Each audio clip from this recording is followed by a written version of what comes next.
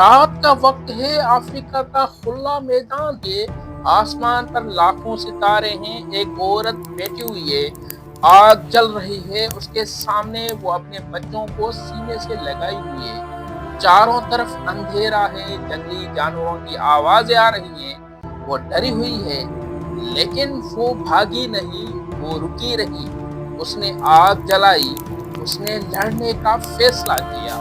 یہ عورت 1.5 لاکھ سال پہلے جیتی تھی، اس کا کوئی نام نہیں تھا، کوئی گھر نہیں تھا، لیکن آج دنیا کے ہر انسان کے رگوں میں اسی کا خون ہے، آپ کا بھی، میرا بھی۔ سائنس اسے مائٹوکونڈریل ایو کہتی ہے، پوری انسانیت کی ماں۔ میں ستار کنگرانی، اور یہ وہ کہانی ہے جو آپ نے کبھی اس طرح نہیں سنی ہوگی۔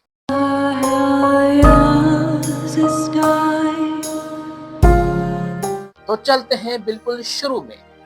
30 لاکھ سال پہلے افریقہ کی زمین پر ایک مخلوق چلتی تھی، اسے آسٹریلوپیتھکس کہتے ہیں۔ نہ پورا انسان، نہ پورا بندر، چھوٹا دماغ، کمزور جسم، لیکن ایک خاص بات تھی اس میں، یہ 2 پاؤں پر چلتا تھا، اور یہی چھوٹی سی بات سب کچھ بدل دے گی کروڑوں سال بعد۔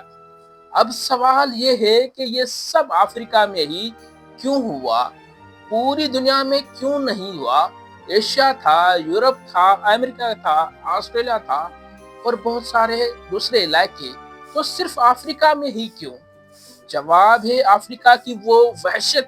یہاں کا ماحول ظالم تھا، کبھی قحط، کبھی سیلاب، کبھی جنگل، کبھی صحرا۔ ہر موسم ایک نئی آزمائش تھی، اور قدرت کا اصول سیدھا ہے، جو ڈھلا وہ بچا، جو نہیں ڈھلا وہ مٹ گیا۔ لاکھوں سال کی اس بھٹی میں انسان تپتا رہا اور نکھرتا رہا، پھر آہستہ آہستہ نسل در نسل دماغ بڑا ہوتا گیا، ہاتھ ہنرمند ہوتے گئے، آگ قابو میں آتی رہی، پتھر سے اوزار بنائے، اور 2 لاکھ سال پہلے ایک نئی مخلوق نمودار ہوئی، ہومو سیپینس، یعنی ہم انسان۔ لیکن ابھی یہ صرف افریقہ میں ہی تھے، باقی دنیا سے باخبر نہیں تھے، وہ بے خبر تھے۔ پھر 70 سال پہلے کچھ ہوا، کچھ ایسا جو تاریخ کا سب سے بڑا موڑ ثابت ہوا۔ ایک چھوٹا گروہ افریقہ کے سرحد پار کر گیا۔ کتنا چھوٹا؟ شاید 200 لوگ، شاید 500، بس اتنے۔ آج کراچی کے ایک چھوٹے سے محلے میں بھی اس سے زیادہ لوگ رہتے ہیں، لیکن انہی نے پوری زمین کا رخ ہی بدل دیا۔ سائنس اس لمحے کو جینیاتی بوتل نیک کہتی ہے۔ بوتل کی گردن سوچیں، تنگ، باریک، ایک بہت آبادی تھی افریقہ میں، لیکن باہر نکلے صرف چند سو، جیسے بوتل سے بس چند قطرے گرے ہوں، اور انہی چند قطروں سے آج کی 8000 ارب انسان بنے۔ اس بوتل نیک کا ایک حیران کن نتیجہ نکلا، ہم سب جینیاتی طور پر تقریباً ایک جیسے ہیں۔ افریقہ کے 2 چیتے ایک دوسرے سے زیادہ مختلف ہیں بنسبت دنیا کے 2 انسانوں سے۔ باہر سے ہم کتنے بھی الگ ہوں، ہم انسان، اندر سے ہم ایک ہی ہیں۔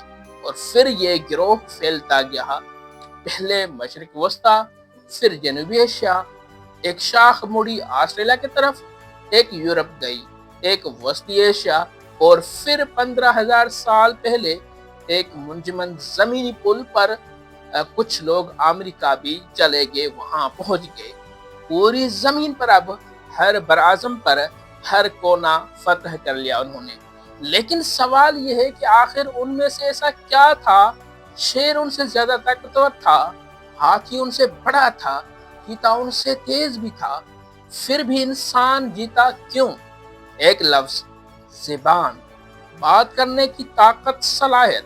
جب انسان نے جملہ بولنا سیکھا، سب کچھ بدل گیا۔ اب مرنے والا تجربہ زندہ رہ سکتا تھا، اگلی نظر اسی غلطی سے بچ سکتی تھی، مل کر شکار کر سکتے تھے، مل کر منصوبہ بندی کر سکتے تھے۔ یہ ہتھیار کسی اور مخلوق کے پاس نہیں تھا۔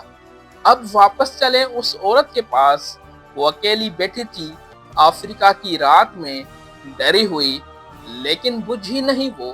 اس نے نہیں سوچا کہ اس کی نسل ایک دن چاند پر جائے گی۔ اس نے بس ایک کام کیا، آگ جلائی اور بچے کو بچایا، اور بس اتنا کافی تھا۔ یہی ہے آپ کی اصل کہانی، میری کہانی، ہم سب انسانوں کی کہانی جو افریقہ سے ہی یہاں تک پہنچے ہیں۔ تو اس وقت کے لیے یہی، ملتے ہیں کسی دوسری ویڈیو میں۔ اللہ حافظ۔